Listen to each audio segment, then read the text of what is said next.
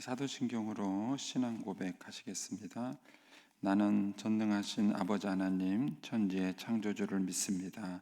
나는 그의 유일하신 아들 우리 주 예수 그리스도를 믿습니다.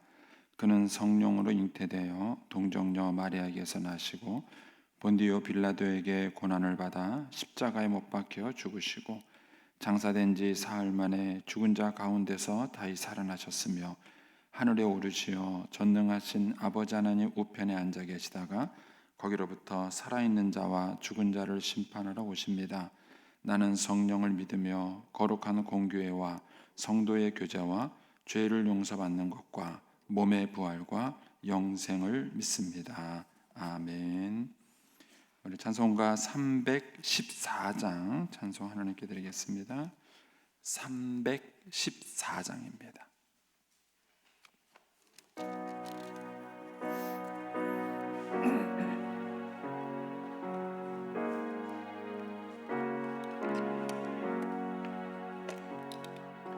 내 구주 예수를 도우사라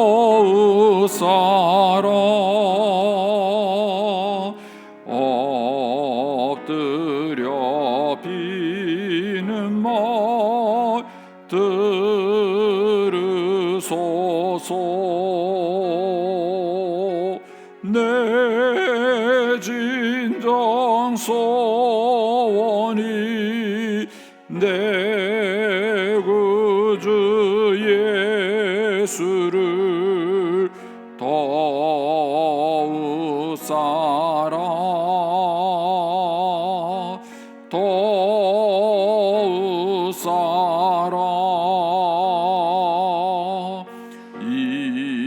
이전에 세상 나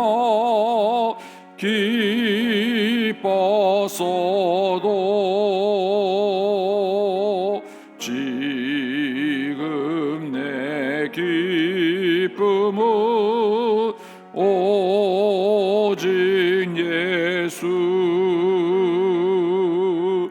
다만 내비는 말 내 구주 예수를 도우사라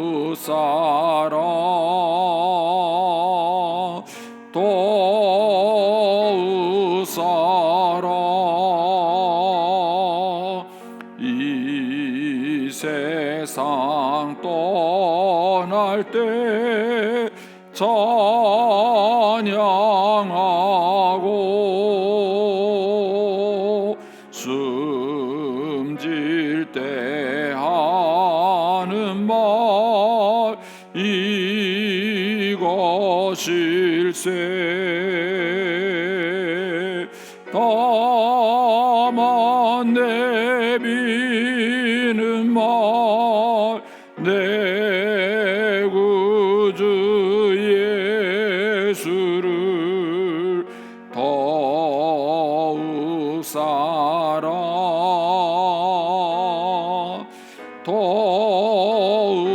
도우사라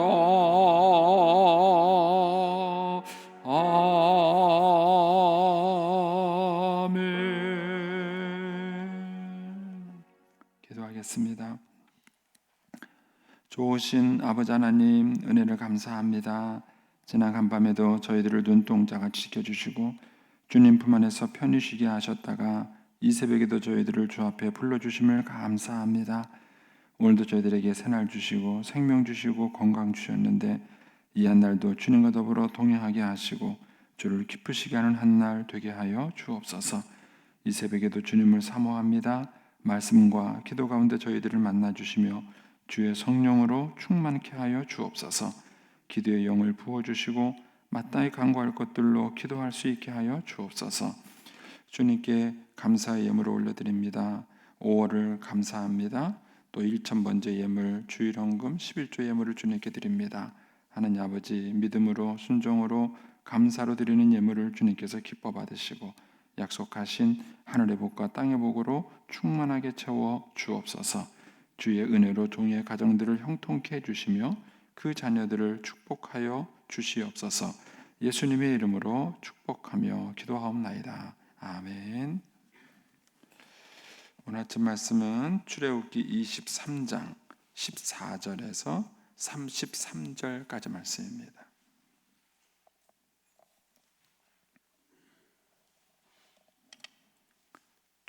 출애굽기 23장 14절에서 33절까지 말씀입니다. 우리 같이 봉독하겠습니다. 너는 매년 3번 내게 절기를 지킬지니라. 너는 무교병의 절기를 지키라. 내가 내게 명령한 대로 압비월에 정한 때에 이레 동안 무교병을 먹을지니 이는 그 달에 내가 애굽에서 나왔음이라. 빈손으로 내 앞에 나오지 말지니라. 맥주절을 지키라. 이는 내가 수고하여 밭에 뿌린 것에 첫 열매를 거둠이니라. 수장절을 지키라.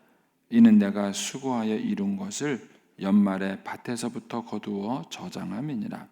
내 모든 남자는 매년 3번씩 주 여호와께 보일지니라. 너는 내 제물의 피를 유교번과 함께 드리지 말며 내 절기의 제물의 기름을 아침까지 남겨두지 말지니라. 내 토지에서 처음 거둔 열매의 가장 좋은 것을 가져다가 너희 하나님 여호와의 전에 드릴지니라. 너는 염소 새끼를 그 어미의 젖으로 삼지 말지니라. 내가 사자를 내 앞서 보내어 길에서 너를 보호하여 너를 내가 예비하는 곳에 이르게 하리니 너희는 삼과 그의 목소리를 청종하고 그를 노엽게 하지 말라. 그가 너희 허물을 용서하지 아니할 것은 내 이름이 그에게 있음이니라. 내가 그의 목소리를 잘 청종하고 내 모든 말대로 행하면 내가 내 원수에게 원수가 되고 내 대적에게 대적이 될지라. 내 사자가 내 앞서가서 너를 아모리 사람과 헷 사람과 브리스 사람과 가나안 사람과 히위 사람과 여부스 사람에게로 인도하고 나는 그들을 끊으리니 너는 그들의 신을 경배하지 말며 섬기지 말며 그들의 행위를 본받지 말고 그것들을 다 깨뜨리며 그들의 주상을 부수고 내 하나님 여호와를 섬기라. 그리하면 여호와가 너의 양식과 물에 복을 내리고 너희 중에서 병을 제하리니 내 나라에 낙태하는 자가 없고 임신하지 못하는 자가 없을 것이라. 내가 너의 날수를 채우리라. 내가 내 위엄을 내 앞서 보내어 내가 이를 곳의 모든 백성을 물리치고 내 모든 원수들이 내게 등을 돌려 도망하게 할 것이며 내가 왕벌을 내 앞에 보내리니 그 벌이 히위 족속과 가나안 족속과 헷 족속을 내 앞에서 쫓아내리라. 그러나 그 땅이 황폐하게 되므로 들짐승이 번성하여 너희를 해할까 하여 1년 안에는 그들을 내 앞에서 쫓아내지 아니하고 내가 번성하여 그 땅을 기업으로 얻을 때까지 내가 그들을 내 앞에서 조금씩 쫓아내리라.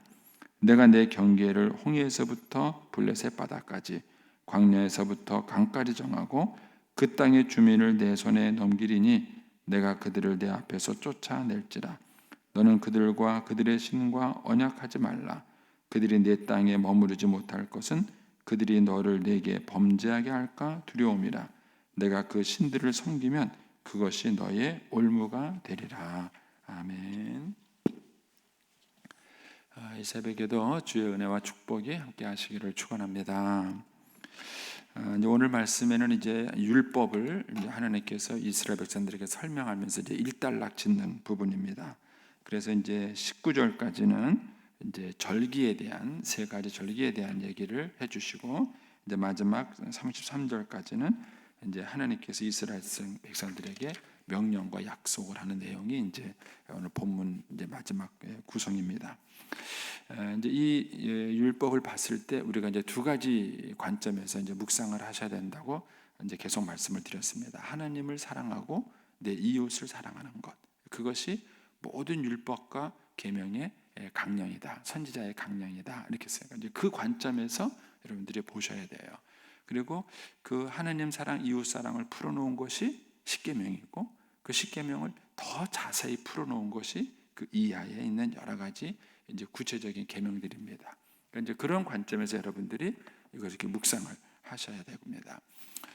어제도 이제 같이 묵상을 했지만 우리가 누구를 사랑한다라고 말했을 때 그 사랑한다는 말처럼 추상적인 게 없는 거예요. 그러니까는 사랑한다 이렇게 말을 하는데 그럼 구체적으로 어떻게 하는 것이 사랑하는 거냐 이런 것이죠. 젊은 남녀가 사랑해서 결혼해요. 그런데 그렇게 뜨거운 감정을 가지고 사랑을 하지만 그러나 어떻게 하는 것이 남편을 사랑하는 거고 어떻게 하는 것이 아내를 사랑하는 것인지에 대해서는 그 이후에 공부하지 않아요. 구체적으로 생각하지 않습니다. 고민해 보지 않는 거예요. 그리고 그냥 자기가 하는 방식대로 하는 것이 상대방을 사랑하는 거라고 착각하는 것이죠. 부모가 자식을 향한 사랑도 마찬가지입니다. 모든 부모들이 자식을 사랑하죠. 자식을 사랑하지 않는 부모가 어디 있겠습니까? 그런데 자식을 사랑하는 방법이 뭐냐 하는 거예요. 뭐가 자식을 사랑하는 건가? 이런 것에 대해서 우리는 고민해 보지 않죠. 그리고 그 자식을 사랑하는 법에 대해서 배워야 된다고 생각하지 않는 거예요. 그냥 부모가 본능적으로 사랑이라는 감정을 가지고 행하는 모든 것들이 자식을 사랑하는 거라고 생각을 하는 거죠. 그러나 이제 저도 저희 어머님과의 관계에서 경험을 했지만 어머님은 저를 사랑한대요. 근데 저는 어머니께 상처를 받는 거예요. 그게 아니라고 얘기하는데도 어머님은 이놈아 네가 내 마음을 모르지 뭐 이렇게 얘기하시는 거예요. 그러니까는 우리가 누군가를 사랑한다라는 얘기를 했을 때에 그 사랑이 뭔지에 대해서 우리가 한번 다시 고민을 해봐야 되는 거죠. 근데 그런 면에서 하나님은 우리에게 굉장히 실제적이세요. 너희가 나를 사랑하라, 이웃을 사랑해라 이렇게 말만 하신 것이 아니라 그럼 이웃을 사랑한다는 게 뭐냐? 이제 그것에 대해서 주님은 구체적으로 얘기하시는 거예요. 살인하지 말라, 간음하지 말라, 또 내 이웃의 물건을 도둑질하지 말라. 그러면서 그걸 아주 구체적으로 얘기해 주시는 거죠. 그럼 살인한다는 게 대체 뭐냐? 또 간음한다는 건 대체 뭐냐? 이런 것들에 대해서도 또 주님이 다른 또 계명들을 가지고 구체적으로 얘기를 해주시는 겁니다. 이게 이제 구약의 율법의 이제 형식이죠.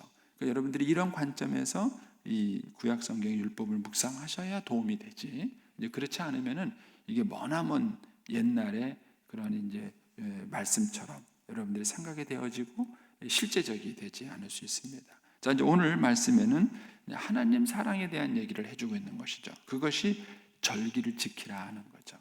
그러니까 하나님을 사랑하는 방법이 뭐냐? 거기 14절에 보면 너는 매년 3번 내게 절기를 지킬지라 하는 거고요. 그 다음에 17절에 가면 내 모든 남자는 매년 3번씩 주 여호와께 보일지니라. 그러니까 이 얘기는 뭐죠?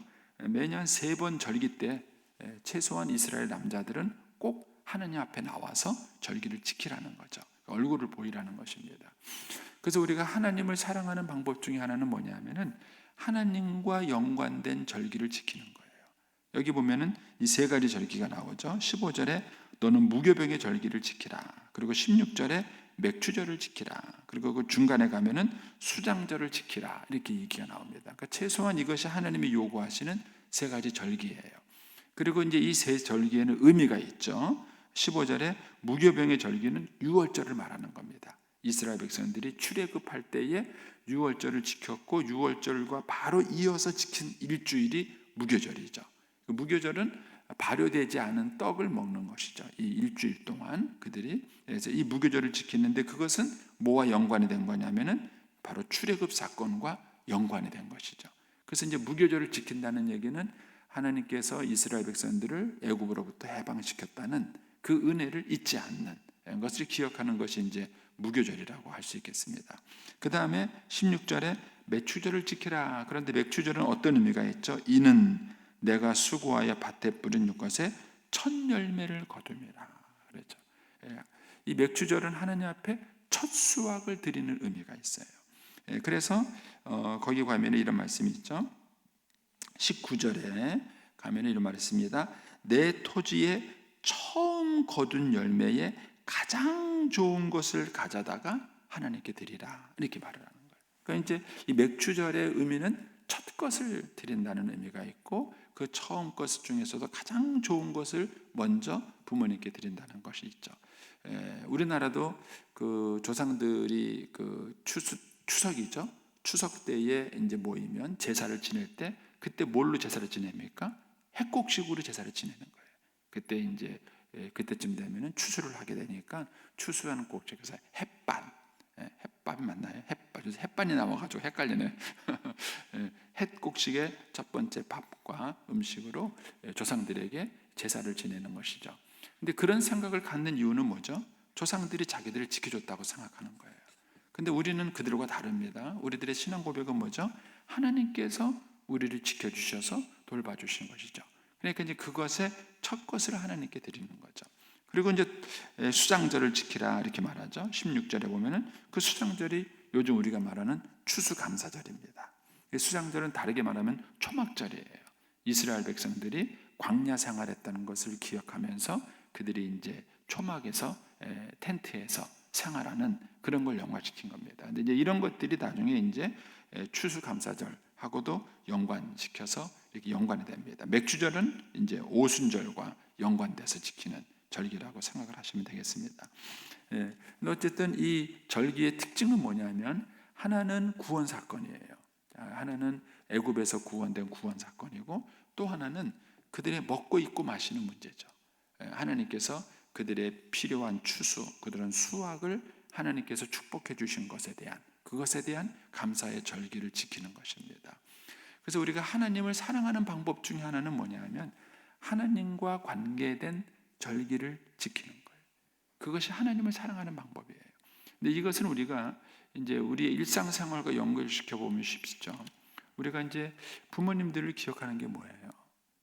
근데 아이들이 엄마 아빠 생일인데도 그냥 지나가요. 그럴 수 있죠. 부모가 이해는 합니다. 근데 섭섭한 거죠. 이 녀석이 전화 한 통도 없고 말도 없고 그런 것이죠. 그런데 아이들이 이제 엄마 또 선물 보냈어요, 돈 보냈어요 이렇게 말만 하는 거하고 그 아이들이 직접 찾아와서 얼굴을 보여주는 것하고는 또 다른 거예요. 그러니까 하나님께서 우리에게 원하시는 것은 뭐냐면은 우리가 하나님의 은혜를 기억하고 그것을 잊지 않는 것입니다. 근데 그 방법이 뭐냐? 그것이 하나님과 관계된 절기를 지키는 거예요. 그 절기를 기억하고 지키고 그것을 위해서 일부러 시간을 조정하는 것입니다. 시간을 조정하는 거예요. 저희 어머님도 저희가 이제 밀양에 지낼 때 보면은요, 뭐 왜 눈이 많이 온다든지, 뭐 그다음에 이제 어떤 때는 이렇게 뭐죠 토요일 주일날 명절이 끼거나 이럴 때가 있어요. 그러면 오지 말라고 그래요. 절대 오지 말라고. 그런데 가면은 기다리고 있어요. 어른들은 말을 믿을 수가 없어. 뭐 오지 말라고 막 그렇게 얘기는 하시는데, 그래도 이제 아예 알았습니다. 그 얘기는 그렇게 하고 가요. 근데 가보면은 기다리고 있어요. 근데 그게 굉장히 기억하는 거예요. 근데 어쩌다가 정말 무슨 일이 있어서 못 갈 때가 있어요. 그러면은 그게 이해는 하세요. 이해는 하는데 섭섭하세요. 이해하는데 섭섭하시는 거예요. 그러니까 하나님도 마찬가지죠. 그래서 우리가 하나님을 사랑하는 방법이 뭐냐? 그것은 하나님과 관계된 절기를 기억하여 지키는 것입니다. 이게 가장 기본이에요. 가장 기본입니다. 그리고 우리가 하나님과 관계된 것들을 지키는 더 많은 습관들을 갖는 거예요. 새벽 기도가 의무인가? 의무 아니에요. 수요 예배가 의무인가? 의무 아닙니다. 금요 기도회가 의무인가? 의무 아닙니다. 하나님은 주일 성수를 우리에게 의무로 주셨어요. 주일 성수는 의무인가? 의무예요. 그런데 우리가 주일만 성수하는 신앙생활과 그 다음에 새벽 기도, 그 다음에 수요 예배, 금요 기도회를 기억하는 신앙생활은 다른 거예요. 그러니까 우리가 하나님과 관계된 라이프 스타일을 갖고 있는가 하는 거예요. 하나님과 관계된 라이프 스타일. 아침에 처음에 일어났을 때에 그 첫 시간을 하나님과 대면하여 지키는가. 그게 새벽 기도의 가장 큰 특징이에요. 그래서 우리가 하나님 아침에 일어나서 가장 처음 만나서 하나님과 대면하고 하나님의 말씀을 듣고 하나님과 만나고 하나님과 교제하고 그렇게 해서 우리가 하루를 출발하는 거죠. 그래서 이런 어떤 하나님과 관계된 라이프 스타일을 엮어가는 것, 그것이 하나님을 사랑하는 방법이다. 이렇게 이제 주님께서는 가르쳐 주시는 거예요. 그러면서 이제 15절 다시 가서 보시면 그 마지막 부분에 내가 빈손으로 내 앞에 나오지 말라 이렇게 말해요. 하나님께 절기를 기억하는데 빈손으로 나오지 말라. 액수는 형편에 따라 달라요. 어떤 사람은 송아지를 드릴 수도 있고, 어떤 사람은 양을 드릴 수도 있고, 어떤 사람은 비둘기를 드릴 수도 있고, 어떤 사람은 그냥 이렇게 곡식에 제물로 소재로 드릴 수도 있습니다. 그러나 중요한 것은 빈손으로 나오지 말라. 왜 그랬을까요? 이거는 예수님이 신약시대 때 설명하시죠. 내 보물이 있는 곳에 내 마음이 있기 때문이다. 그런 거예요. 물질과 마음은 항상 연관되어 있는 거예요. 그래서 하나님께서 빈손으로 내 앞에 나오지 말라. 이 원리는 우리가 인간 사회도 똑같은 거예요. 우리가 부모님께 엄마 나 형편이 어려워요. 어려워도 받아야 돼요. 저는 이제 저희 둘째가 이제 결혼을 했어요. 이제 안수 받았으니까 이제 목사긴 한데 사실은 이제 자그마한 교회 부교자예요. 받는 사례비가 그렇게 많지 않습니다. 많지 않고 그 다음에 자기들 생활하는데도 빡빡하죠. 그래도 매달 저하고 아내가 용돈을 받습니다. 용돈을 받습니다. 그런데 받는 용돈보다 후에 제가 주는 게 더 많습니다. 뭐 하면은 아빠 뭐 어쩌고 그러면 그래 알겠죠. 제가 주는 게 훨씬 많아요. 근데도 꼬박꼬박 받습니다. 받는 건 받는 거고 제가 주는 건 주는 거고 야야 뭐 그동안 간도라 이러지 않습니다. 꼬박꼬박 받습니다. 근데 그 이유는 마음이에요. 마음. 그 마음이에요. 제가 돈이 필요해서 그 아이에게 돈을 달라고 말하는 게 아니에요. 돈이 필요해서 그런 게 아니에요. 중요한 거는 마음이에요. 마음, 너희들의 마음. 우리가 하나님 앞에 갈 때도 내 보물이 있는 곳에 내 마음이 빈손으로 드리지 말라. 이 같은 원리가 이제 18절에 보면은 그렇게 말하는 거죠. 내 토지에 처음 거둔 것 중에서 가장 좋은 것을 가져다가 하나님께 드리라. 이건 뭐죠? 마음의 문제예요. 하나님을 가장 우선으로 대접한다는 내 삶의 첫 자리가 주인이라는. 그래서 저는 지금도 기억하는데 요즘 우리 어머님들이 그렇게 하시나 모르겠어요.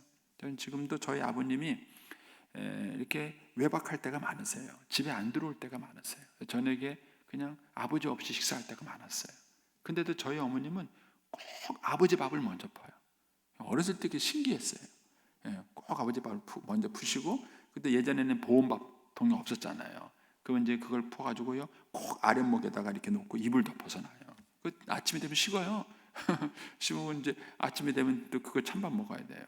근데도 저희 어머님은 꼭 밥을 푸면은 아버지 밥을 항상 먼저 퍼요. 어렸을 때부터 그걸 봤어요. 그러니까 제 마음속에도 어떤 마음이 있느냐면은 항상 아버지를 먼저 공경한다, 어른을 대접한다. 이 마음이 자연스럽게 생기는 거예요. 자연스럽게. 그러니까 우리가 우리의 삶에 있어서 하나님이 원하시는 것은 하나님이 우리의 삶에 첫 자리가 있는가? 사실은 우리가 하나님께 드리는 것보다 받는 게 훨씬 많습니다. 훨씬 하나님께 받는 게 많아요. 근데도 불구하고 하나님께서는 그걸 요구하시는 거예요. 그 첫 것을 요구하시고 우리의 마음의 중심에 된 것을 요구하시는 것이죠. 그러니까 이런 것, 하나님께 가장 처음 것을 드리고 가장 좋은 것을 드리는 것, 그것이 하나님을 사랑하는 방법이에요. 우리가 이제 시편에 이런 데서 또 나오겠지만 하나님은 먹고 마시는 분이 아니에요. 배고프신 분이 아니에요. 그런데 하나님이 이걸 요구하시는 것은 사랑을 요구하시는 거예요. 우리에게 향한 우리가 하나님을 향한 그 사랑을 요구하시는 거고, 그 하나님을 사랑하는 방법이 뭔가 하는 것입니다. 그래서 우리가 하나님을 이렇게 섬기기도 하면서 동시에 자녀들에게도 그걸 가르쳐야 돼요. 자녀들에게도 너 정말 좋고 기쁜 일이 있으면 너 그거 먼저 부모를 생각해. 그걸 우리가 자녀들에게 가르쳐야 되고 또 자녀들에게 그걸 요구해야 합니다. 그것이 자녀들이 부모님을 사랑하는 법을 자녀들이 배우는 거예요. 그래서 사랑해라, 공경해라 이렇게 막연하게만 말씀하시면 안 돼요. 막연하게만 말씀하시지 말고 구체적으로 얘기를 하셔야 됩니다. 그런 것들을 이제 우리 아이들이 이제 훈련되면서 성장해가는 것이죠.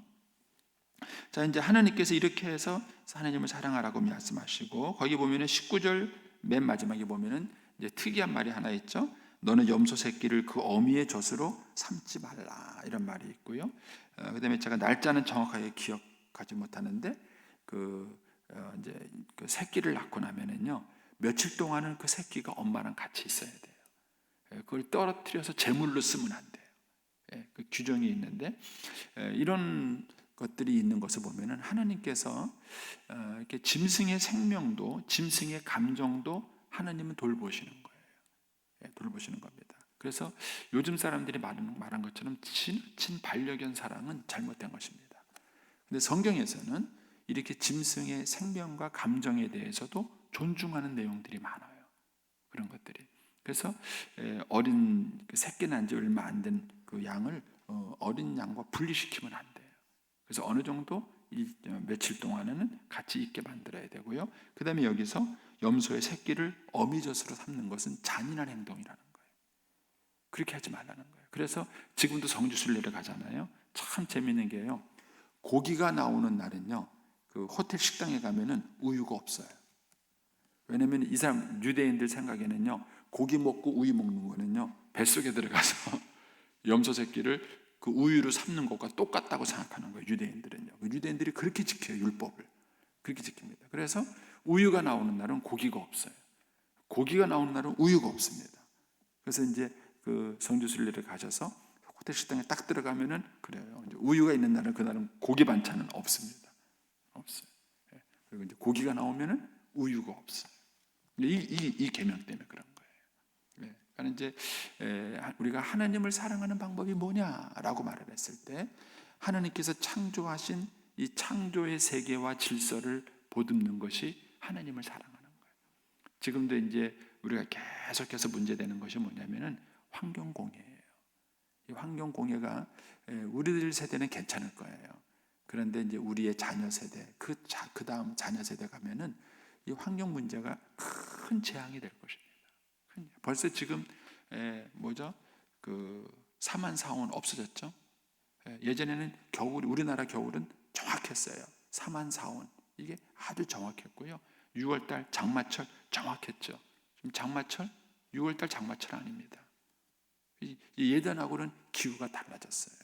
이런 것들이 기후 변화가 많이 오는 것이죠. 그런데 하나님은 뭐냐면은 하나님이 창조하신 이 창조 세계의 그 질서를 존중하고 지켜주는 것, 그것도 하나님을 사랑하는 방법이다. 주님께서 이제 그거를 얘기해 주십니다. 자, 그다음에 이제 20절부터 33절에 가면은 여러분들이 큰 구조를 이렇게 보시면 돼요. 하나는 우리가 말씀대로 살면 하나님이 우리의 보호와 보증이 되신다는 얘기입니다. 자, 그래서 거기 보시면 20절에 내가 내 사자를 내 앞서 보내어 길에서 너를 보호하여 너를 내가 가는 곳 예비한 곳 내가 예비한 곳에 이르게 하겠다. 그렇게 말하죠. 그다음에 22절 뒷부분에 가면은 내가 내 원수에게 원수가 되고 내 대적에게 대적이 되어 주겠다. 이런 말이 나오죠. 23절 뒷부분에 가면은 내가 너를 인도하고 나는 그들을 너희들에게 끊어 주겠다. 원수들이죠. 그런 얘기가 나오고요. 그 다음에 25절에 가면은 뒷부분에 그리하면 여호와가 너희 양식과 물에 복을 내리고 너희 중에서 병을 제해주겠다. 이런 얘기를 해서 내 나라에 낙태하는 자가 없겠고 임신하는 못한 자가 없을 것이고 내가 너의 날수를 채워줄 것이다. 이런 얘기가 나와요. 그러니까 제사장 나라의 특징은 뭐냐 하면은 하나님이 우리의 보증이 되시고 보호가 되시는 거예요. 그래서 하나님이 우리의 공급자가 되시는 겁니다. 근데 우리는 반대로 살아요. 우리의 관심은 뭐여야 되냐면은 하나님을 사랑하고 하나님 말씀에 순종하는 게 우리의 관심사가 돼야 돼요. 그러면 대적을 물리치고 그들로부터 보호해 주는 것은 하나님의 의무요, 하나님의 관심사예요. 근데 우리는 이걸 반대로 살은 거예요. 반대로 살아서 우리는 뭐가 걱정이 되냐면요, 먹고 사는 게 걱정이고 원수를 대적하는 게 걱정이고 많은 돈을 모으는 게 걱정이에요. 근데 그거는 하나님이 걱정하실 문제. 그러니까 우리가 인생을 살아가면서 우리가 정말 관심과 초점을 맞춰야 될 것은 뭐냐면은 어떻게 하나님을 사랑하고 하나님 말씀에 순종할 것인가. 이게 우리의 관심사가 돼야 돼요. 그래서 우리가 하나님을 사랑하고 하나님 말씀에 순종하면 이 모든 것을 너희에게 더하시리라. 먹고 입고 마시는 문제, 우리들의 안전에 대한 문제, 이런 모든 것들을 하나님이 채워주신다는 거예요. 그래서 저는 정말 하나님의 은혜를 많이 받은 사람이에요. 제가 더 죽을 때 가서 간증해야 진짜 간증이 되겠지만 저는 너무 하나님께 감사한 게 하나님이 지금까지 살아오는 동안에 첫째 질병으로부터 저를 보호해 주셨어요. 얼마 전에도 이제 후배 목사한테 연락이 왔어요. 자기 딸이 이제 수술을 하게 되는데 목사님 같이 기도해 주세요. 수술하는데 어렵죠. 수술 비용 들어가죠. 그 딸 때 마음 쓰고 힘쓰죠. 얼마나 저는 한 번도 그런 적이 없었어요. 너무 하나님께 감사한 거예요. 너무 하나님께 감사해요. 그래서 저는 늘 하나님께 내가 빚진 게 많다 이런 생각을 해요. 예. 저는 아파서 교회 못 나와 본 적이 없습니다. 아파서 교회 뭐 순서를 빠지고 뭐 이래 본 적이 없어요. 지금까지 하나님이 그걸 할 수 있도록 늘 지켜주신 거예요. 물질적인 것도 한 번도 제가 소원하는 것처럼 뭐 이런 적은 한 번도 없었지만 필요한 건 다 채워주셨고요. 한 번도 그런 적이 없었어요. 코로나가 끝날 때까지 가야 큰 소리 되겠지만은 우리 교회가 이렇게 큰 교회가 움직이면서도요 코로나 사건이 한 번도 없었어요. 저는요 하나님이 제사장 나라를 보호해 주신다는 것에 대한 확고한 믿음이 있습니다. 제사장 나라의 방식대로 우리가 살아가면 하나님이 우리의 안전망이 되어주시고 우리의 보호자가 되어주시고 우리의 대적자가 되어주시고 이게 제사장 나라예요. 제국은 자기가 정복하고 자기가 욕심을 갖고 자기가 자기를 보호하기 위해서 성을 쌓아야 되고 군대를 길러야 돼요. 그게 제국주의적 사고방식이에요. 그러나 제사장 나라의 사고방식은 하나님이 나의 산성이시고 하나님이 나의 군대이시고 하나님이 나의 피난처신 거예요. 이 사상이 여기 20절 이하에 쭉 써 있는 거예요. 그래서 너희는 하나님 말씀에 청종하라. 하나님 말씀에 순종하고 제사장 나라의 법으로 살라는 거예요. 그러면 하나님이 너희 앞서가서 네 대적을 물리쳐 주시고 너를 보호해 주시고 여러 가지 질병으로부터 너를 보호해 주시며 하나님께서 너를 인도해 주신다 하는 것입니다. 우리가 이제 요새 목사님들하고 다음 세대 문제에 대해서도 이렇게 공부하는데 결국 다음 세대의 신앙 교육에 실패하는 결정적 이유가 뭐냐면은 부모 세대가 타락했다는 거예요. 부모 세대가 너무 자녀를 인본주의적으로 기른 거예요. 부모 스스로가 믿음이 없는 거예요. 내가 이 자녀를 하나님께 맡기면 하나님께서 이 자녀를 키워주시고 보호해 주신다는 이 믿음이 약한 거예요. 네가 힘을 길러라. 네가 똑똑해야 된다. 네가 성공해야 된다. 네가 좋은 직장에 가야 된다. 이렇게 키운 거예요. 이것이 우리가 우리의 자녀들에게 진정한 축복을 물려주는 데 실패한 것입니다.